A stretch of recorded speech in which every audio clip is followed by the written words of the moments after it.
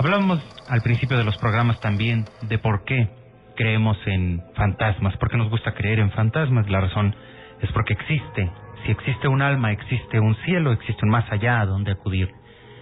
Pero hay evidencias, o así lo han hecho, nos lo han mostrado los parapsicólogos y los investigadores paranormales, de la presencia de espíritus a lo largo de todo el mundo.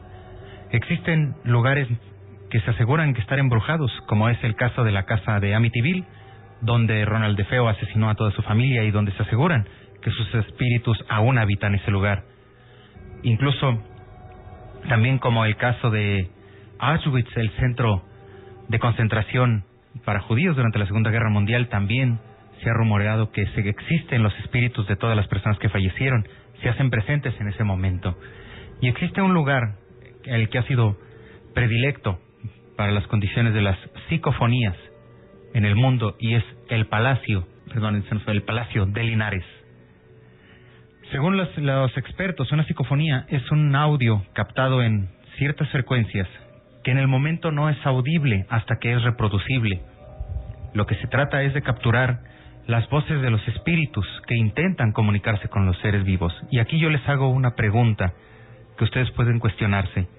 Si los espíritus se encuentran en el mismo estado donde estamos nosotros, ¿el lugar donde ellos habitan sería, si acaso, otra dimensión o en el mismo plano que nosotros?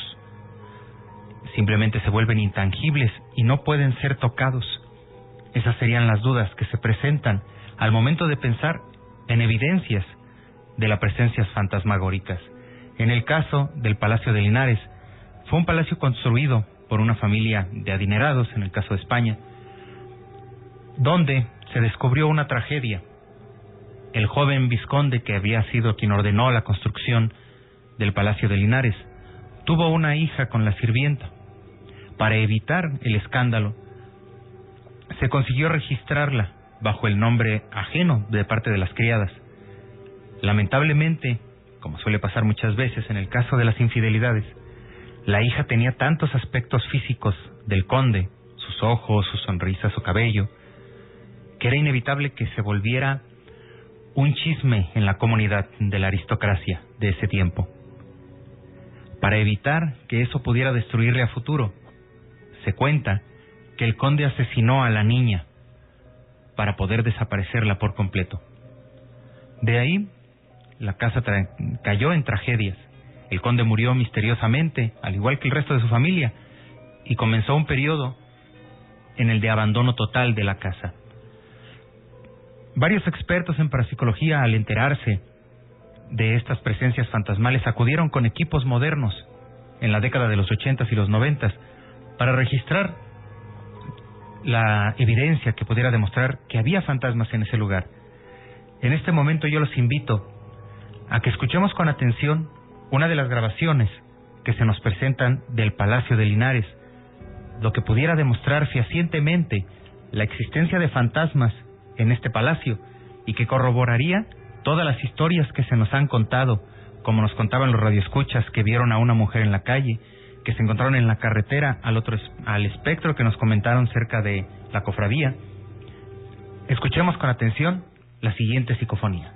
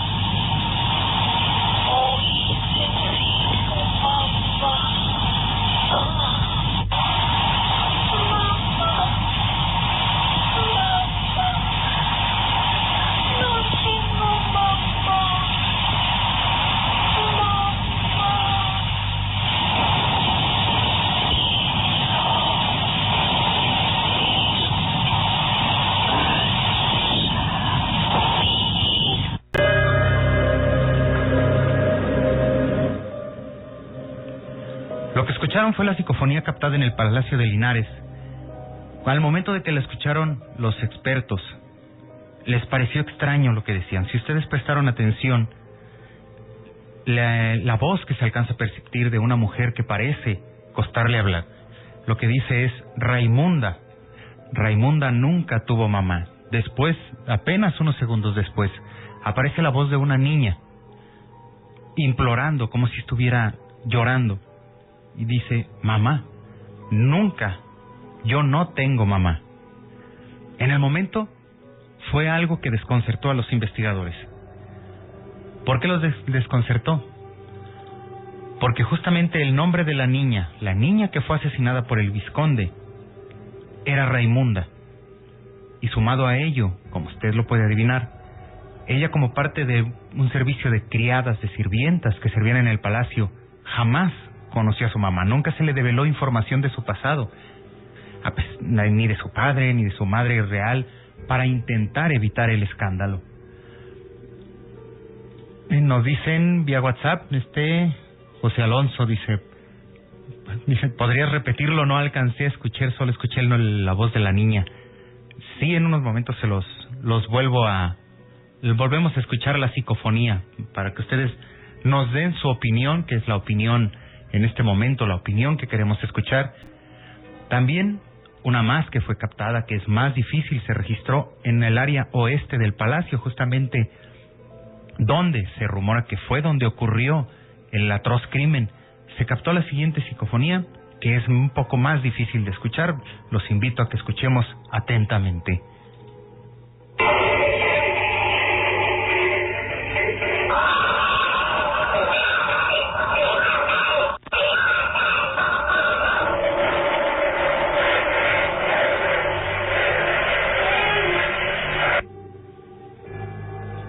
Si ustedes prestan atención, justamente segundos empezada la cinta, comienza a escucharse una voz que es muy tenue, muy perdida, que dice repetidamente, te mataré. Atendiendo a la petición que nos hacen, Claudia Jiménez nos manda un emoticón de una carita asustada. Escuchemos de nueva cuenta la psicofonía para que ustedes nos den su opinión, si es perceptible las voces en las que se exhibe el nombre de Raimunda y la voz de la niña.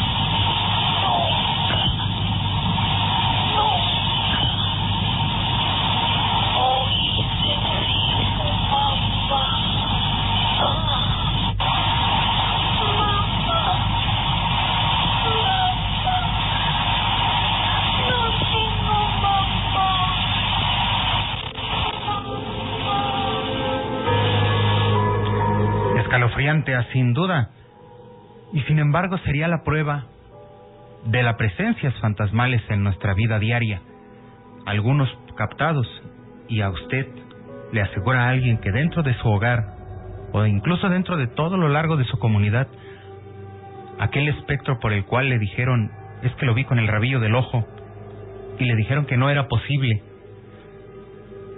Tal vez, en realidad lo que ocurrió es que usted no fue capaz de captar dicha psicofonía, una evidencia en la que pudieran demostrarse fehacientemente la existencia de dicho espectro.